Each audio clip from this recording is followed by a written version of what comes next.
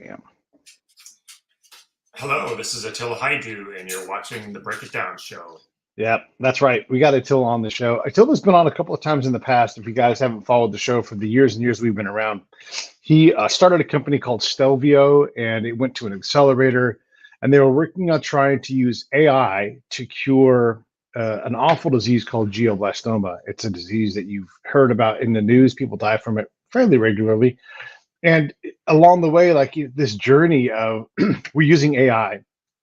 And when Attila started this, it wasn't the most common thing to hear. Like, what do you mean you're using AI to discover protocols that are worthy of research? So let me back up and have Attila talk a little bit about this era of his life.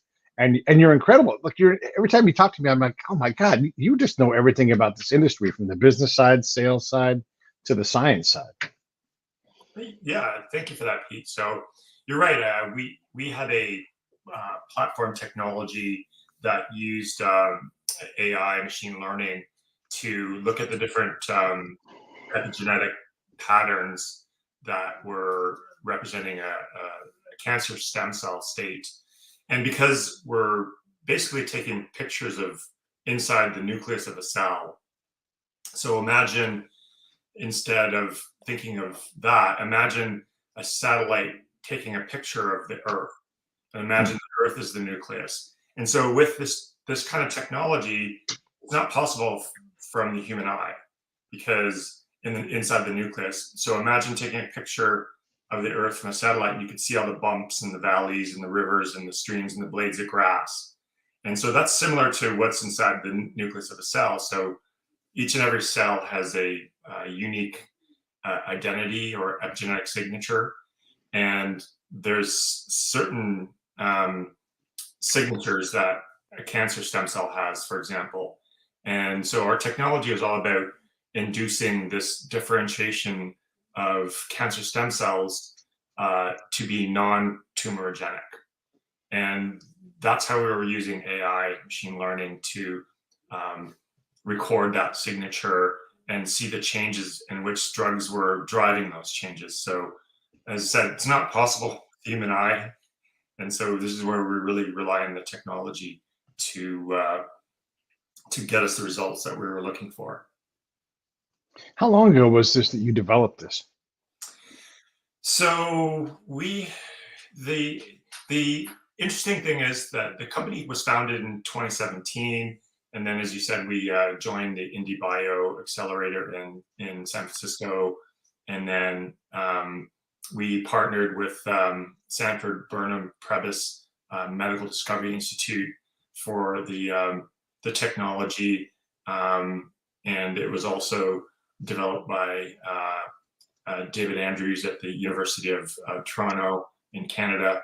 And so we actually licensed the IP, or actually had it assigned, because the chief scientific officer that I hired was one of the co-inventors. And so when someone joins a company like that in that level, then they assign all of the patents that they own to the company, which was actually a huge struggle, because I think just doing that's all I focused on for 3 months.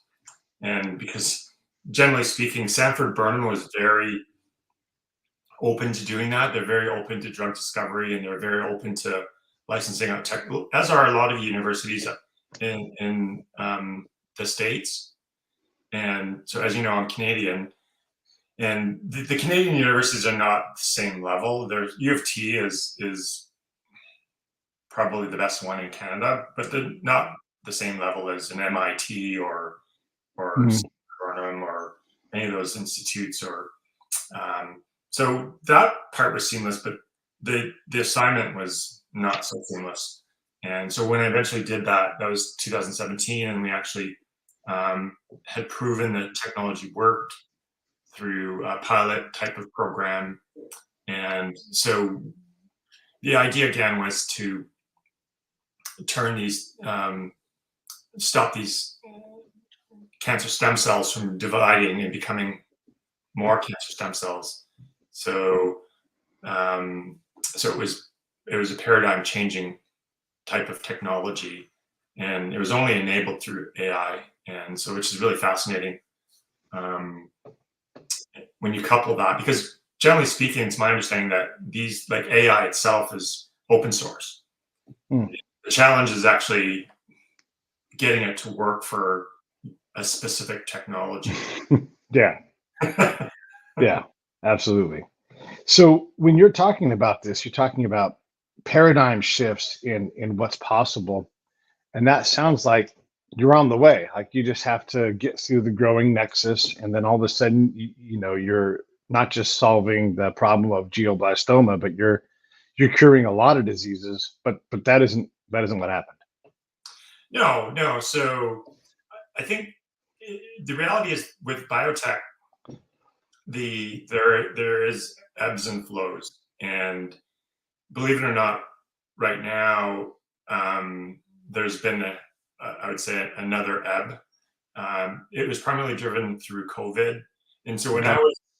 when I was in the area, platform technologies were not considered something valuable because there was no particular asset or drug that was owned by the company. So we had a platform to develop or discover a new drug, but not a new drug. So COVID changed that. So I'll give you a perfect example is Abcelera. So Abcelera, the CEO of Abcelera became a billionaire overnight because of their platform that they developed to help companies like Eli Lilly develop COVID therapeutics that were used to prevent people from going into acute respiratory distress. Further complications of that obviously are you can't breathe and you die, or you go into cardiac arrest. So he became a billionaire overnight. It's a lot of times this is all timing, Hmm. and because it was COVID and the world needed solutions. So Eli Lilly actually used Abcelera's platform to get the very first approved COVID antibody treatment, and presidents and everyone um, uh, have used that. And since then, Pfizer have developed um, small molecule therapeutics, which is different because an antibody, right? An antibody is Yeah. injectable, and Paxlovid is Pfizer's, and those treatments are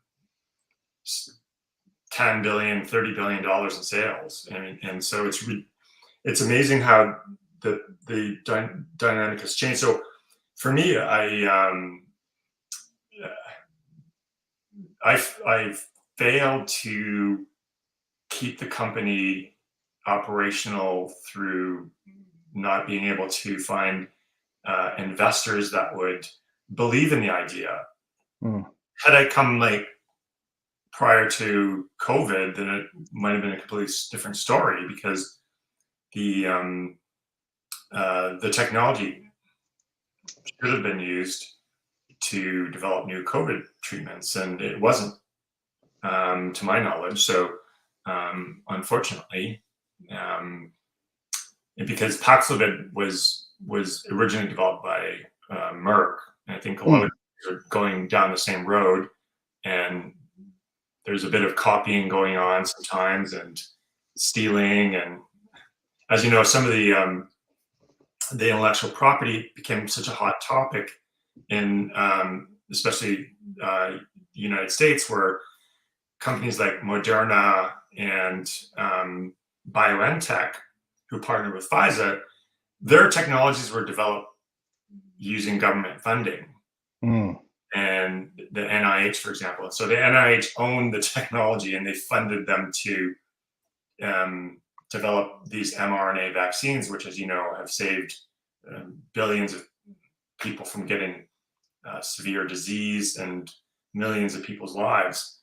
And so, of course, there's companies like Acuitas that some of the most fascinating stories we've seen in the past, where companies like Acuitas have stated that they're the ones that actually came up with the technology, So there's constant lawsuits going on now, and who actually developed it. And so the key there with Acuitas, which was very, very interesting story, there was an article in Forbes that was published, but the the um, the guy that developed that technology claimed, amongst others, that they had developed the sort of the lipid nanoparticle soap Mhm. and that would enable the mRNA to get inside the cell. And then, of course, there's the famous Hungarian Katerina, or can't remember her last name exactly, but she also had a big role in developing that Hmm. technology, and she actually went to the CEO of Moderna. She wanted to work for them, Stefan Bensal, and wanted a job, but for whatever reason he turned her down. So she ended up at BioNTech, and we all know what happened at BioNTech. So they have their own mRNA vaccine using her technology. Right. So timing seems to be, sorry, everything. Um, um, and I just missed out on that timing. Yeah, and it's so crazy because you're ahead of it, right? And I remember one of the things was trying to explain to very smart people, very successful investors, why your technology, which was really on the forefront, why it was going to do the things you said it did. And then when you proved it, like, hey, this actually works, it doesn't it seems like, okay, you've cracked the code, like you've gone to the accelerator, you're meeting these investors, they're going to get it, but that isn't what happened. But it did happen for somebody else. Right. Exactly. Yeah. It's a bitter pill to swallow. Yeah. And sorry for bringing it up, but it's just, I think it's important that we understand how, like my buddy Phil, he has ALS, right? And he's going to die from it. And so we're trying to figure out how to figure what has to be figured so we can get to figuring out the actual solution. And there's a lot of parts in there that have to be done. And there you got regulations that are in the way. There's for sure money in the way. And everybody wants to deal with it, but it's the pace of the disease is so fast, like glioblastoma, that it's very hard to have anybody be the flag bearer for ALS because they're gone by the time they can build up that influence in the community. And that's a big thing. Like when someone who has ALS is known and they're like, hey, I need $250,000 right now to get it over to this spot. Okay, you can get it because you're the guy. But 6 months later, that person doesn't exist anymore. So you have all these problems, and it seems like AI is going to be the answer for this.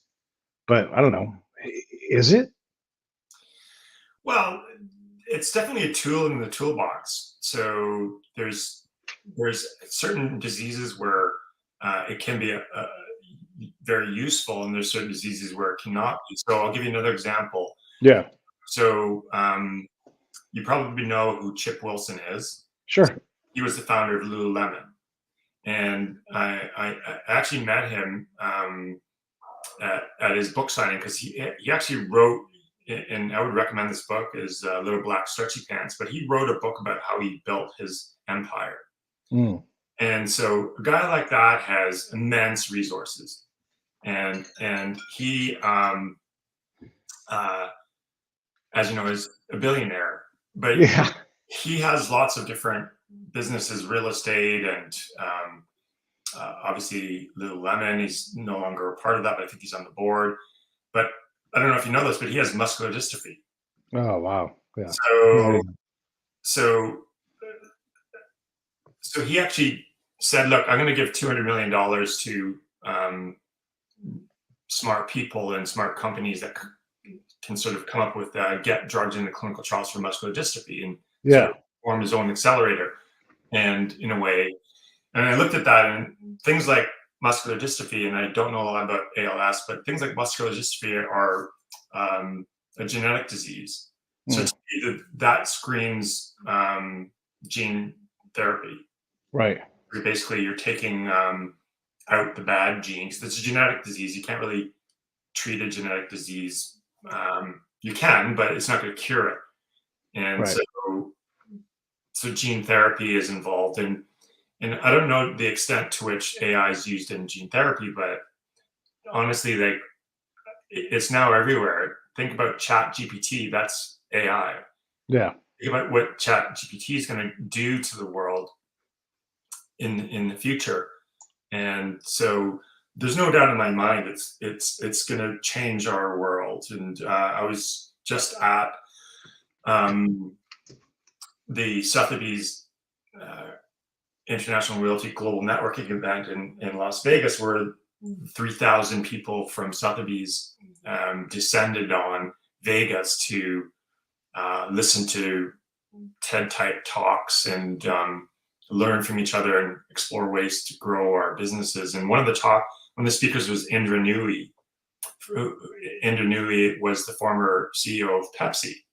Mm. And some of the things that she said were really incredible, because she said that AI is going to take over the real estate business. And she said she's a lifelong learner like me. It's like I'm always learning, and she said basically she was encouraging the audience to study machine learning and AI, take a course in it, because it's going to change our lives. And you want to be ahead of the curve versus behind the curve. So she said, look, AI or ChatGPT is going to change the real estate industry completely. And in a way, she has a point, but in another way, I disagree with her, because, to be honest, real estate is not just about the transaction. Real estate is about, and the way I describe it is what another speaker, Will Guadara, who his restaurant in New York became the #1 restaurant in the world. So he's a Michelin star restaurateur, but he's also wrote this book called Unreasonable Hospitality. So unreasonable hospitality means being in flow and being present and excluding everything around you, so that you are totally immersed in what's in front of you. And that's the fine dining the Michelin restaurant experience. And it's the same for real estate. Unreasonable hospitality has to be that way, because if you're not in tune with the client and what that customer wants, then you're not going to be successful. So Yeah. So there's a role for, I'm sure there's a role for Chat GPT and perhaps maybe doing paperwork but there has to be a human interaction. We can't have robots walking around and doing showings. But we can't have robots walking around delivering fine dining courses to restaurant goers. Right. Another example that Will shared with us is that think of this as a Michelin 3-star restaurant and the type of experience. He had people fly in from Los Angeles. That's all they were doing, was just going to restaurants, and they were going to fly home. And so he had served them. I think they were on their 4th course, and he overheard them. And this is unreasonable hospitality. He overheard them saying, one of the things I really wish I would have had while I'm here in New York City is actually a New York City hot dog. And so what Will does, he's the restaurant owner. He goes out to the street vendor and buys it. And he brings it in and he cuts it up and he plates it and he puts these nice garnishes on it and he serves it. And the 2 customers were just blown away. Oh my God, this is the best hot dog I've ever eaten my whole life. And that's unreasonable hospitality. You have to be present, and so I guess Indra's point is maybe well taken, because could you use AI to actually put a microphone in the restaurant and maybe conversations, and also Chat GPT sends a text to the restaurant, and then maybe, I don't know, but yeah, there's definitely there's we're all starting to get pitched by robots now. If you haven't seen them yet, just give it a minute. But you see these pitches come in. It's like, oh, hey, Pete, I was looking at your show. Oh my gosh, it's so good. I'd love to know if you want to, and then, the thing that they want me to buy from them or whatever it is. And it's super gentle and soft, but It starts with a lie. And so I respond back and I go, which episode was it? You know, because look, if they've got an interesting pitch, I want to hear it. But if it's a robot, then no. And if they haven't got the time and they're just really spamming me in a creative way, then screw off. And so we're going to see more of that, right? And you're right, like that pitch to, hey, list your house with me, or have you thought about buying this house that looks perfect for you, or whatever that thing is. You still need a human to be trusted. I don't trust the emails I get for the most part, unless I know I'm having a, like, you and I can send an email and you know it's me and I know it's you. But if I don't know you and you send something and you're asking me for something, I'm like, that's a robot, like a default now. So there's even further distance from humanity with AI. And I'm not against AI. What I'm saying is that if you can figure out how to humanize your AI interactions, then you probably are going to be ahead of your peers. Or if you can turn your AI program into something that helps you write better, like just write what you would normally write, give it to the robot and say, make this, sound like Chaucer or whoever it's going to be. They can do that now. And so you're talking about things that are useful because you don't have to come up with the whole concept. I use AI to develop an idea. Like, here's the thing, and then I kind of proofread from that and correct, and then I run it through again. And it's laborious, but I'm learning how to use it, and there's value there. Yeah, absolutely. And that's one of the things that Brad Nelson, who's the chief marketing officer of Suppity, said is that that's being used now in writing like listing descriptions into real estate. Because right now, somebody has to sit down and write, stunning oceanfront Yes. four-bedroom home with, birds chirping and access to golf courses and all that. But now Chat GPT does that. But you're right, Yeah. there has to be some sort of proofreading but if it gets it 90% there, Yeah. then it's done, and then you do a couple edits and things.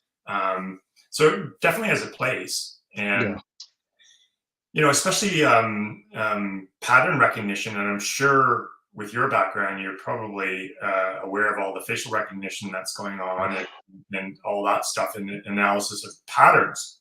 Yeah. People's movements and tracking certain people and what they may or may not be doing, and so like I've seen some things that are just amazing, like and it's all AI driven. Autonomous driving vehicles. That's definitely AI. Yeah. Yeah. Yeah. And those things work. There's a dude on Twitter who shows his car, his Tesla, driving every day with zero corrections. He's done this for months now. And this is San Francisco to somewhere else, all the way down to LA, right? So this is complex things. This is not like I'm on country roads just giving it a shot. It's happening. And every time it happens, it's getting better and better and better, which is also AI. And that's amazing. I want to go back to the Stelvio thing. You went through an accelerator, and we all have this kind of belief that if you go through an accelerator, hey, you come out accelerated. But that wasn't what I saw when I was working with those guys and understanding how they were trying to help companies launch. And I think you had the same experience because you went through it, where you come out and like, yes, I went through this. Yes, I've sacrificed a piece of my company, but what did I get for it? Yeah, I think there's both good and bad in accelerators. I think that they have the ability to help companies grow, and they have some expertise that they can share. But there's also some really dark, negative things about accelerators, and which people have to be wary for. Because first of all, you end up giving up a lot of your company for a little investment, and a lot of these accelerators, it's a numbers game. So if I make 1,000 investments, then 100 of them work. So it's almost like the Pink Floyd, meat grinder, where they're just grinding out people, or putting people into the grinder, and they come out ground beef in some cases, and maybe that's sellable. But for me, I found it the relationships and the the environment was abusive and disrespectful, and almost to the point where they had no idea who I was. They had no idea. Like, I mean, which is no personal connection. I don't think they knew how clinical trials worked. I don't think they knew, um, for example, the concept of what it takes to bring a drug to market from inception. Yeah. So their vision, for example, was it's a 3-month accelerator, and we need you to get a drug that can be tested in patients and proven in 3 months. What? So that's completely delusional. That's completely delusional. And some of it too was the lack of an authenticity that I saw, where I saw companies that they were, I suppose, maybe more preferred, like people using, and I truly believe in the idea, because I think that's another entire show in itself, because I truly believe we as a species don't need to kill animals for food in the future, because we can make food from stem cells. And so these particular companies, that's the technology they were developing, was how do you make fish from stem cells in the lab. So basically lab grown meat, or we don't even call it meat anymore because it's not meat. And the authenticity wasn't there. It was like we were all on stage doing our big pitches in the opera house in San Francisco, and they were actually showing video footage of them actually consuming, at a tasting with some nice, Chablis and some Chardonnay, their product. And clearly that wasn't true. That wasn't the case. That was some, Captain Highliner repackaged. and so it was all phony. And so they're supporting that. So that to me is like, it's a bitter pill to swallow when you see that. And it's in the meantime, they don't know anything about real drug discovery in the process and how long it takes, because COVID changed a lot of things, because we went to Operation Warp Speed, where that's how you throw billions of dollars into something. But the amount of money they're investing in companies, accelerators normally are like $100,000 or $250,000, and they take 8% of your company. So $250,000 is some people don't even get out of bed for that. So it's a bit delusional to think that you can actually create a prototype or a drug that works in 3 months with $250,000. And so the experience for me was actually, I left my family behind and moved to California. Was actually quite depressing and quite disrespectful and abusive, because I felt like it was a meat grinder, and they didn't understand how the process really worked. Yeah. So to me, it was the only thing that ended up as a positive from that is I ended up in San Diego at the J Labs location, and that's a completely different environment. That to me felt like I was coming home. Robotics and all sorts of drug development, and it was sort of, Melinda Richter is someone that you should try to interview. She's a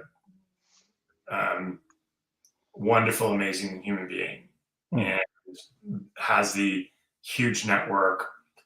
Went through a life-altering experience herself, and where she was, I think she was traveling in a remote location, and all of a sudden she got sick, and then went to the doctor, and the doctor said, well, we don't know what you have, and we think you're going to die. And so then she didn't settle for that. So she went to another hospital in a remote location, and they said the same thing. And obviously she ended up surviving, but that changed her, I guess whenever people have near-death experiences, they have a completely different vision of their life afterwards. That Yeah.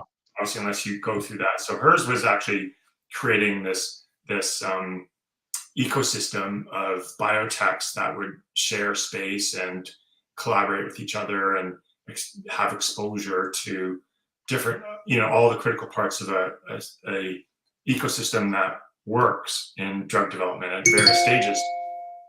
Much different, and so to me that was a huge difference. So we moved in there, and I loved it. And again, I would have stayed there um, indefinitely.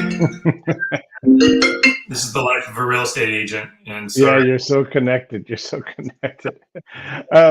Melinda Richter, I'm gonna get back to you on that because I definitely want to try to talk to her.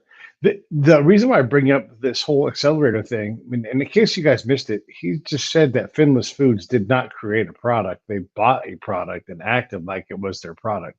We yeah, had those guys on the show, yeah, and you're like excited for them, and you're perpetuating a lie because you're trusting that they actually know how to do this. But one of the problems they had was oxygenating the meat so that right, it would stay alive. And they're like, it's really hard to do. We haven't figured out how to do it past, I think it was like a millimeter, and you're talking like an inch of fish.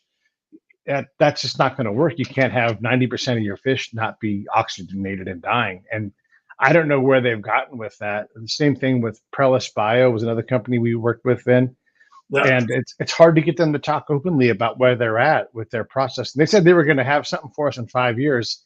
It has been 5 years, and I still can never get them to talk to me. So I fear that their progress is stalled too, partly because it seems like for me from the outside, they would run you through this cycle. You get a really great pitch deck that had been gone through a couple of times, but the actual thing you did, it wasn't any better because it can only go so fast. And to think that you can develop a drug in 3 months, maybe sometime in the future, sure, but you can't necessarily get it approved. And that involves, I mean, lobbying and getting in front of lawmakers to be able to say, yeah, we've got this drug. We'd like to start sticking inside of people.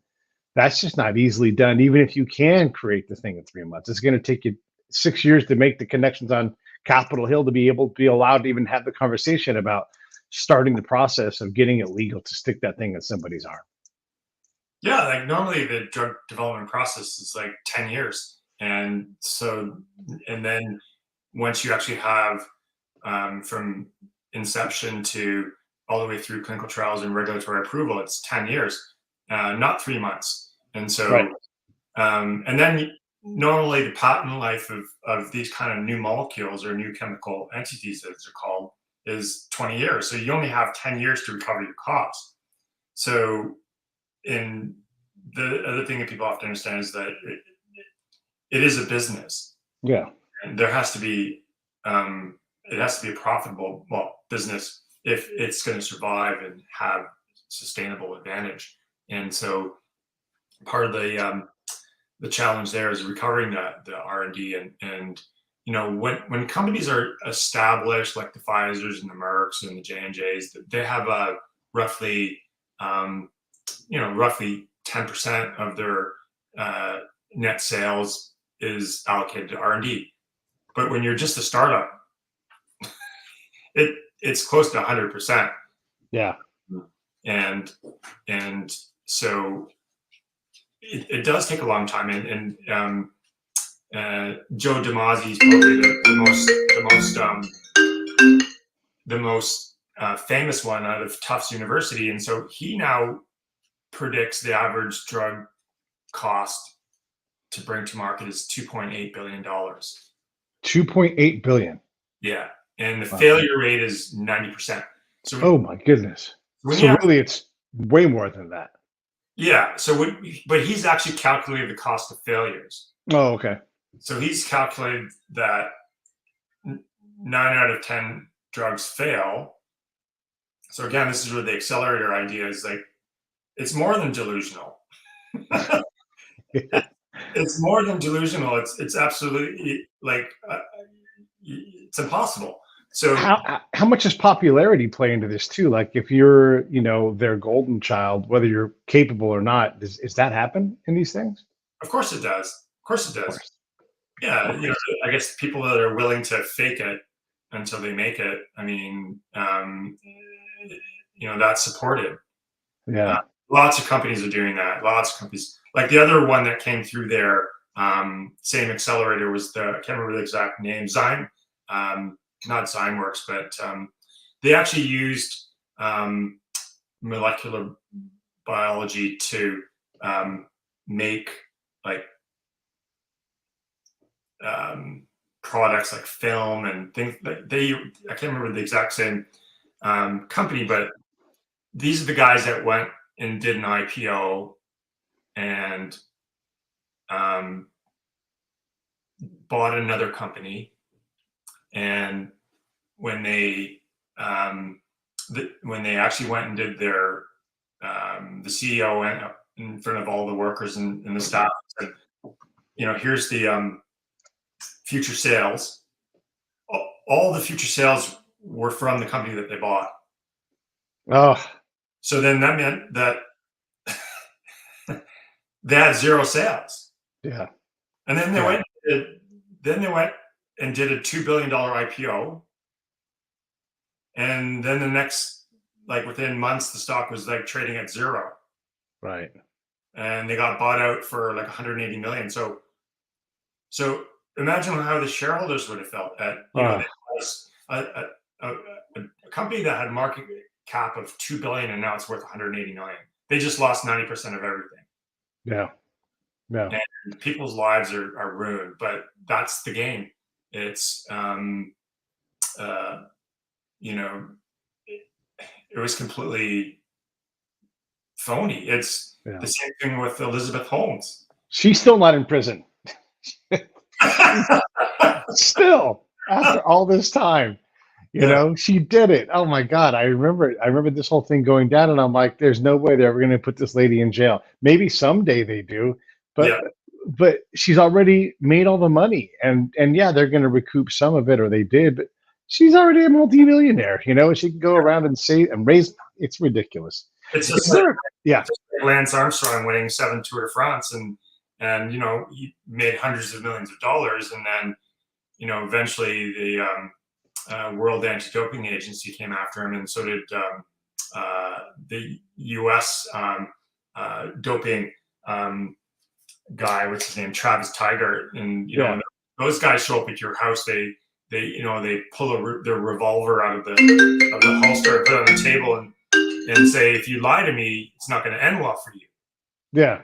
And so, if you remember that story, Lance was actually they dropped a case on Lance, probably because he has so much star power and connection. And then so Yeah. they went after him in a civil suit, and it was peanuts. I think he settled for like $5-10 million or something. They wanted Right. 100 million out of him, but you know, Yeah. but he made his money already. He made his money already. Yeah. Is there a better way to approach this on that? Like, so when I don't like to use the word big pharma, it's like big pharma, big ag.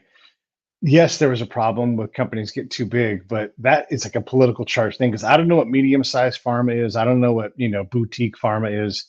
So let's try to like just be realistic about we need the Pfizers and the J&Js of the world because they have resources and they can do things like, hey, Attila, we're going to buy your company because we believe in it. We're going to turn it into something. But this 20-year, 10-year process doesn't quite work.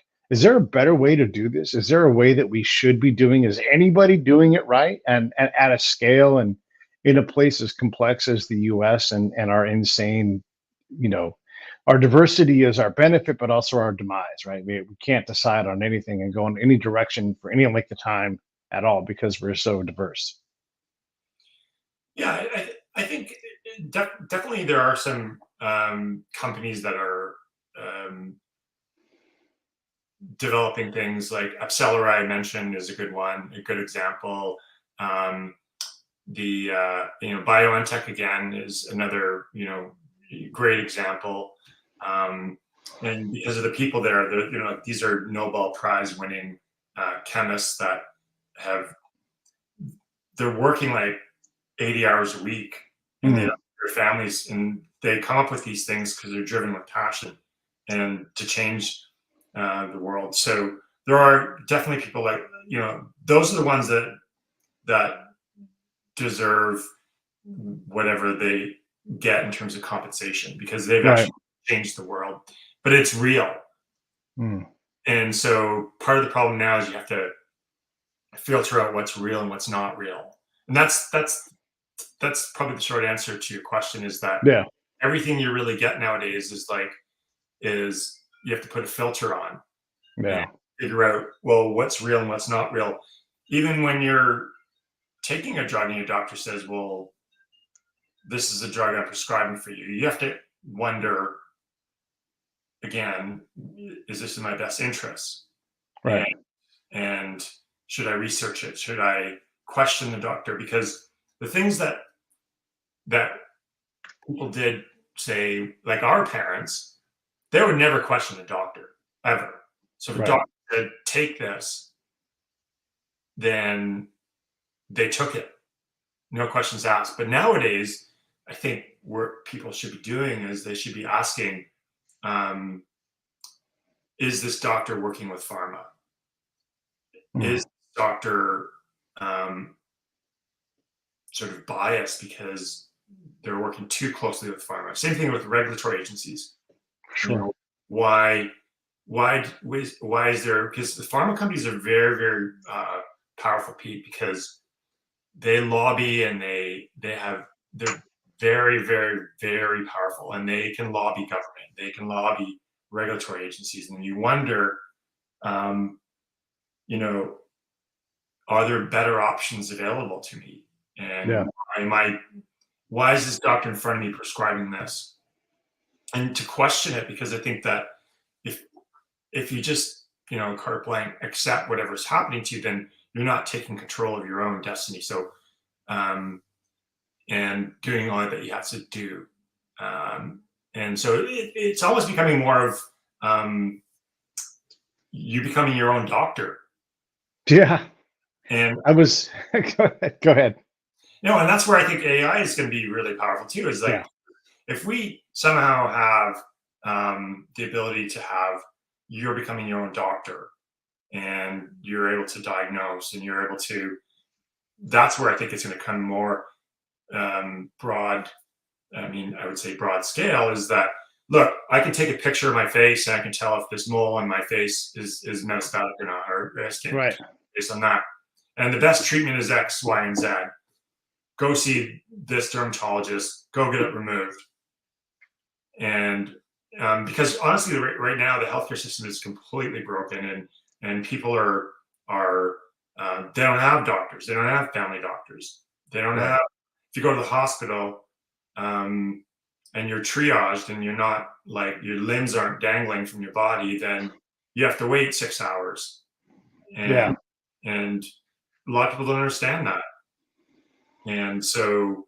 Um, so I think a lot of a lot of the AI type um, tools are going to be super valuable in the future, especially because healthcare is broken now, and there is no access to doctors or medicines, and even if we do develop the best medicines in the world, then who's paying for those? Yeah. Right. And some of these things are crazy. I mean, some of these gene therapies that I mentioned, like they're $2 million. Oh gosh. Yeah. And so, well, so if you don't have $2 million, then you better hope your insurance company will pay that bill. Yeah. And if they don't, then I mean, That's it. Hello, bankruptcy. yeah. Yeah.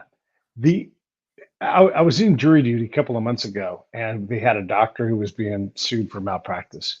And it doesn't really matter why or what, but I was able to say during the jury review process, like I'm probably going to fine for the defendant, or for the family, not for the defendant, for the family that's suing the doctor, because I know how hard it's got to be to keep up on all the peer reviewed research, to maintain your practice. I mean, this dude sat there for 2 full days just on jury selection. This is a doctor supposed to be doing doctoring stuff.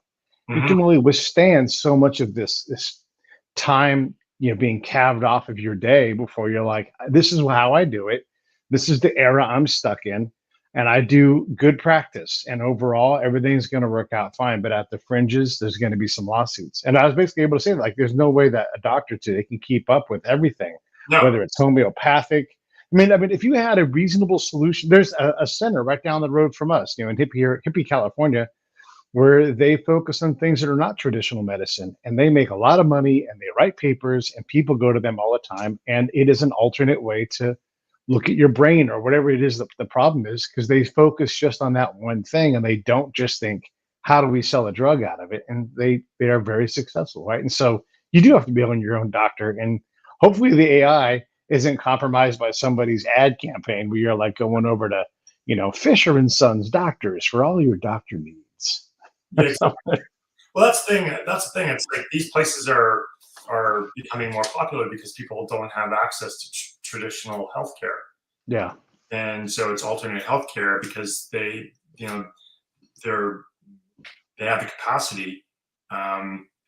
And the point about the malpractices. Eventually, people are going to get sued because they're run down. Yeah. And my wife, for example, I'm not saying she got sued, but it's like she hates healthcare. Yeah.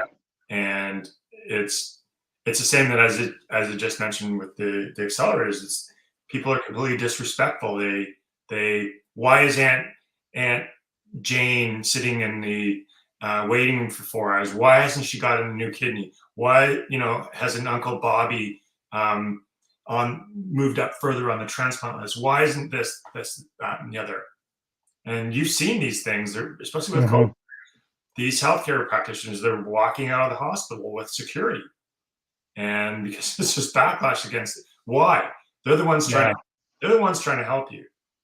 I mean, to me, those people are heroes, and they should be thanked every day. And we had in our neighborhood here, we had the like in other parts of the world, they were celebrating healthcare practitioners. We were banging the pots right at 6 p.m. every night, to commemorate the healthcare workers. And so, but yeah, and doctors are human, and yeah, run out of, if they're working 16-hour shifts and they go home and, they're going to make mistakes. So, yeah. Hey, I don't want to keep you a whole lot longer, but I do want to let you talk about the real estate side. So all this stuff is so frustrating. You're like, crap, can it? I think I can go out and just sell houses and actually make money. And so you mentioned earlier you've already got a listing before we started. So why that move? Why in that direction? And are you in any way regretting it? It seems like you've got a lot of stuff on your back with all of the medical and pharma stuff. Yeah, absolutely.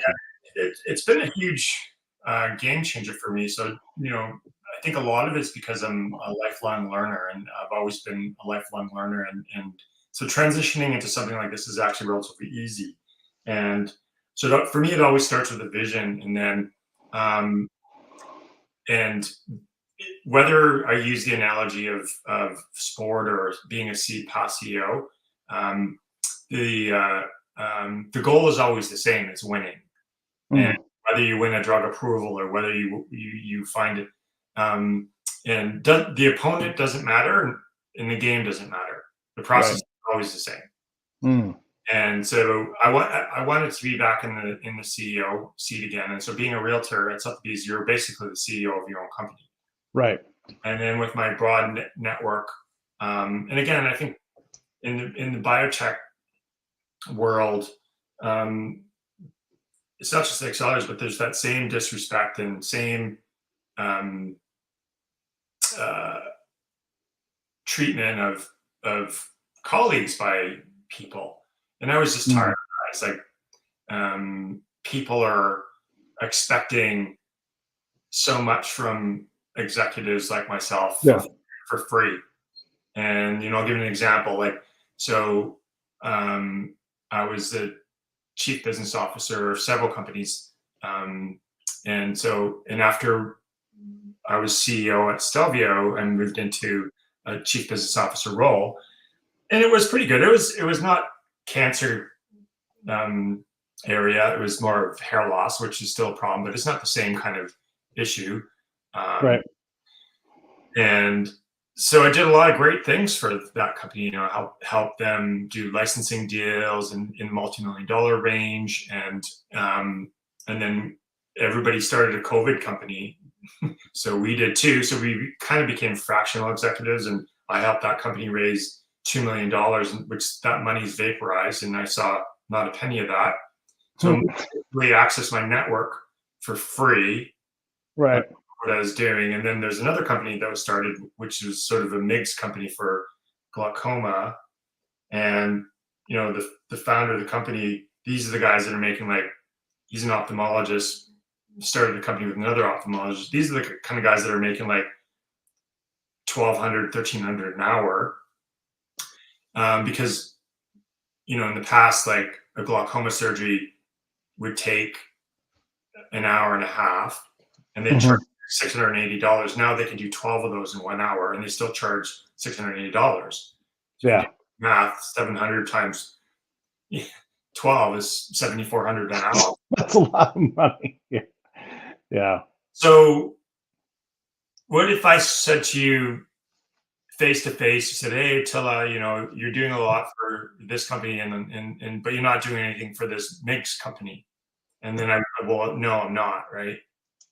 And that's kind of abuse, that because it was expected that I provide my network for free, for the benefit of the company, which they would pay me nothing in return for it. I'm like, what the hell am I? Are you serious? Here's somebody who's looking at at $1,200 an hour, asking me to because he said, you're the best person for this. We need to raise $1 million for this company, Right. and you're the best person for this. Yeah, and that's it. Yeah, no, I'm done. So the beauty of the realtors, because I have this global network of doctors, bankers, lawyers, investors, entrepreneurs. That's why I got my first listing in record time. Retired stockbroker, and I didn't even have to pitch them. Yeah. People are like asking, well, how did your listing presentation go? Well, actually, we had lunch and went for a few drinks afterwards, and he gave me, his listing of his luxury home. Because you know why? First of all, he trusts me. Right. Trust. It's everything. That's why I'm looking dressed like this, because they have a lot of, I don't look like a realtor now, but they have a lot of fine art, which is identifiable. So I've been helping them move that out of the home, and obviously so that they don't become a target and of some bad people. We know there's some bad people out there, and helping them move boxes and get rid of clutter.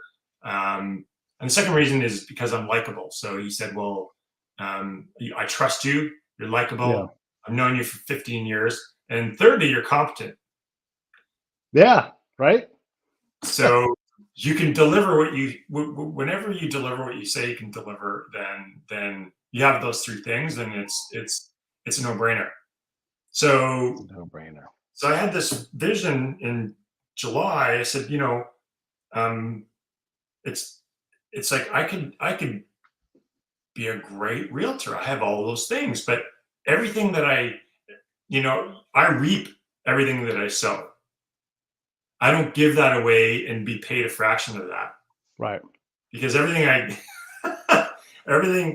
that I sell is based on my network. And I think, honestly, even if I take 100 people in my network and say, look, can you give me your real estate business? I'm going to be a multimillionaire. Guaranteed. So why am I stressing out over being pistol whipped and disrespected and abused when I could just I don't know if you watched $1 Million Listing LA, but I'm watching that. I'm loving it. It's like, it's fantastic. It's just it's such a breath of fresh air for me. It's so revitalizing. It's I'm loving it. It's like a lot of my friends are in luxury real estate, and one of them sold 17 million in January, and his commission on that was he and his partner, so the two of them, his commission on that was $450,000 for the month of January. Not a bad month. And that's not a bad month. So, with that, I can send my girls to school, my son to school, and college, university, and I have 3 kids. And so, you start adding up the years, and you say, well, where am I at? And yeah, more importantly, for me, it's always been about my family and how do I, support my family and not become divorced, an alcoholic, or sued. A good goal. And as we both know, because we both have lost siblings in the last couple of years, the life that you have, anytime it could be gone, and so we got to enjoy these things now and truly value that. People who say work-life balance, they're always saying, I want to work less. I'm saying I'm going to default on I'm going to live more and be like, oh crap, I'm living too well. Let me back off. Yeah. Do some more work because the balance really should be on living. Hey, anything in closing before I wrap this up? Okay. Well, yeah, no, it's been a pleasure to speak to you. And I think that, I love what you're doing, and I think you're deeply admired, and you've got a great network, and oh, thanks, man. You're authentic, and you have a brilliant background. I mean, I love your background. It's so amazing. Yeah. And you've got this wonderful approach to communicating with people, and it's so easy to warm up to you, and so it's so natural, Pete. So, likable, just like you. Yeah. So keep doing what you're doing, and I'd love to stay in touch and figure out how we can help each other and grow our businesses and that sounds great. Main more stream, I guess. Stand by. Let me wrap this up. I'll be right back. Hey, thanks for watching the show. I really appreciate it. Right here, you can subscribe. Please do that. It makes the show grow. Hit that notification bell so you know which incredible guest is coming up next. Down below is the PayPal link. You can put a small subscription in. That is an enormous help. All that money goes right back into the show. And then right up over here are the next episodes you should listen to, curated by yours